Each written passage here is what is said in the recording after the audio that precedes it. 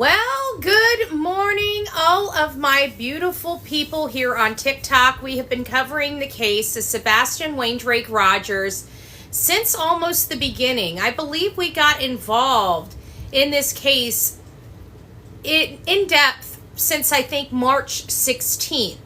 It's a little weird because Sebastian Rogers disappeared from inside his locked home in Hendersonville, Tennessee on February 26, 2024, and hasn't been seen or heard from again. Not on any videotapes, not with dog scent, with nothing. No shoes left the home on his feet. A lot of people have been speculating wildly about the details of this case, and some of those may actually hold water. Sebastian Rogers is still missing at this time. No one has seen him. All sightings have been cleared. He hasn't been seen since February 25th. The last time he was seen was on a Texas Roadhouse camera as he was leaving the restaurant. His father had an opportunity to view that footage and said he was not in the mindset. He didn't seem jovial. He didn't seem upbeat that he would think his son would be. That was the only statement that we had received from SETH related to the video of his son walking out of the Texas Roadhouse. He hasn't been seen since. I want to express that. There's been a lot of issues going on. At the beginning, this case received a $3,500 reward for any information leading to the whereabouts of Sebastian Rogers. We don't know what happened to that reward. It just poof, one day vanished. And then we were sitting here waiting and waiting and waiting. We heard that Sumner County did not want a reward. They didn't want this, all these leads coming in, the bunk leads or stuff like that. But the FBI ended up stepping up to the plate and provided a $50,000 reward. That reward has now been increased to $100,000. $100,000 for this young boy if we can find him, return him safely, or bring those responsible for his disappearance to justice. Many of you guys have watched some of the stuff that I have personally gone through covering this case, knowing that it's flat out lies. And it did require a 19-hour jailing when I've committed no crimes.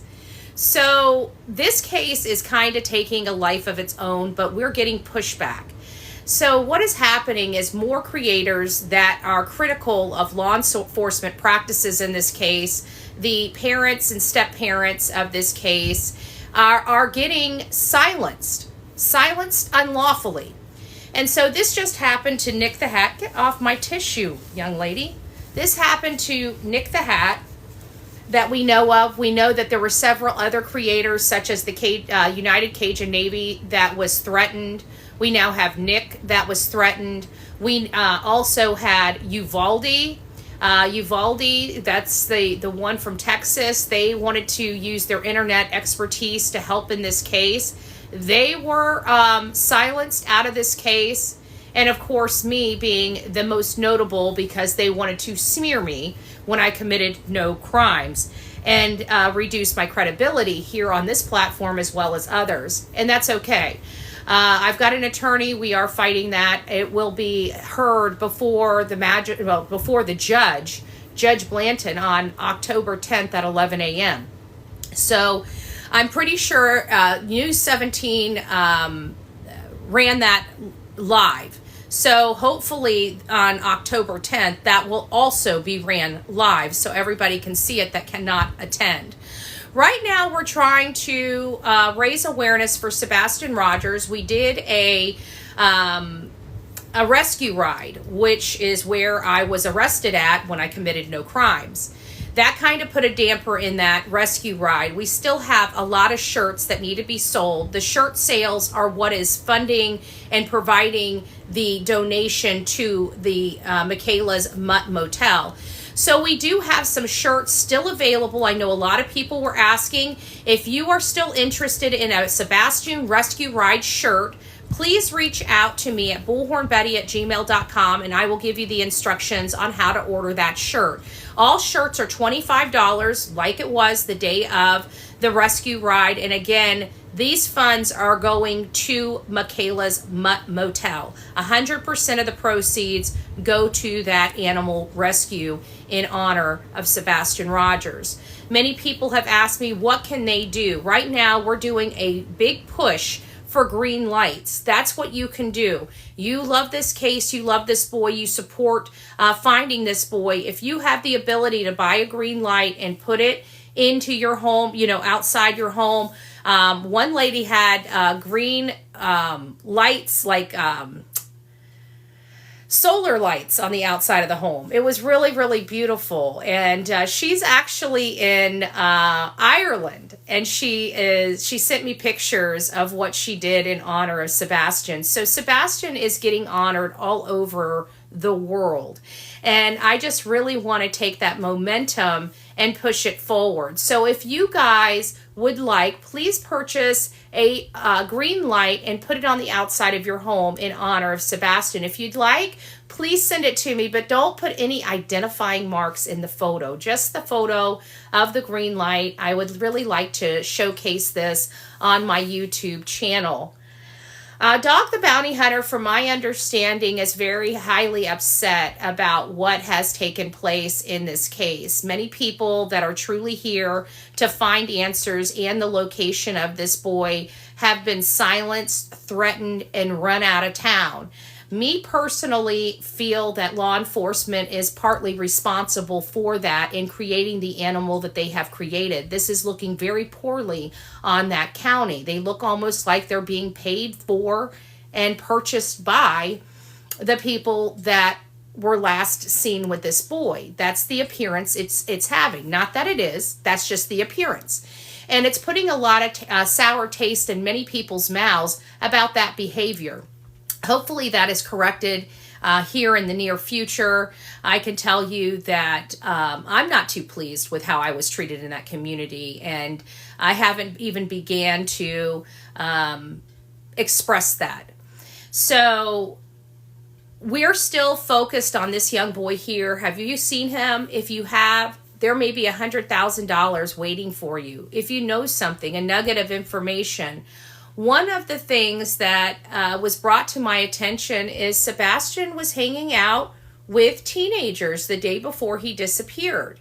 Very briefly, but still hanging out with them. And it started making me think, kids overhear parents' conversations. Kids have a habit of talking to their best friends. There's somebody that might be, oh, Diesel Puppy, it's nice to see you, my love. There might be somebody out there, a teenager perhaps, that might have information about this case. A lot of teenagers are scrimping and saving, and mommy and daddy can't afford a good college, right? $100,000 is a great education for some lucky teenager that may have information. So I always want to put this out there that there is help. You are the help. If you can think of anything that might benefit or help lead to the whereabouts of Sebastian Wayne Drake Rogers, I'm going to ask you to reach out to Dog's Tip Line or the Memphis FBI office. A lot of people that have information are too terrified of dealing with law enforcement, and that's the beauty of Dog and his team. You're more than welcome to anonymously provide a tip, and they will take that for you. So there's a lot of ways that you can help in this case. The most notable way is printing this flyer right here and go out and post it on your post in front of your own home, no matter where you live. That is the best way we can help. We don't know where Sebastian Wayne Drake Rogers is. It is of my opinion he's somewhere in Sumner County. Many people do not believe that. Some people believe that he's with some distant family member in a different state. And that very well may be possible, and I pray that that is the truth. Because what we really want is Sebastian to come home, and Sebastian to come home safe. His father, SETH Rogers, is the only person that has gone out of his way to help in aid to find his son. He's taken off work. He's been on many tours. He has done many flyer campaigns. He has done everything he can to bring his son home, and he has met with resistance from this child's mother and stepfather. I can personally tell you from my experience that after reading the affidavits for me for the protective order, we know that they lied under oath, under penalty of perjury. And I will tell you this over and over and over again. If they are willing to lie on paperwork under penalty of perjury, they can look at a judge in his eyes and lie on the stand, then what else are they lying about? Would they be willing to lie to law enforcement about the whereabouts of this young boy? In my opinion, is a big fat yes. A big fat yes. Then we go back to prior court proceedings, right? With ex-wives and things like that. And we see a very strategic situation of lying under oath in multiple cases. And most recently, it has now been confirmed that the stepfather actually lied under oath in the proceeding with his daughter in New Mexico, stating that there was no fear, there's no danger at his home, which obviously with the POs, he lied about that if the POs were true, which they're not. But he also stated that he was fully cleared from law enforcement in the disappearance of his stepson. And if nothing else is crystal clear to us, the public, it's that nobody has been cleared in this situation.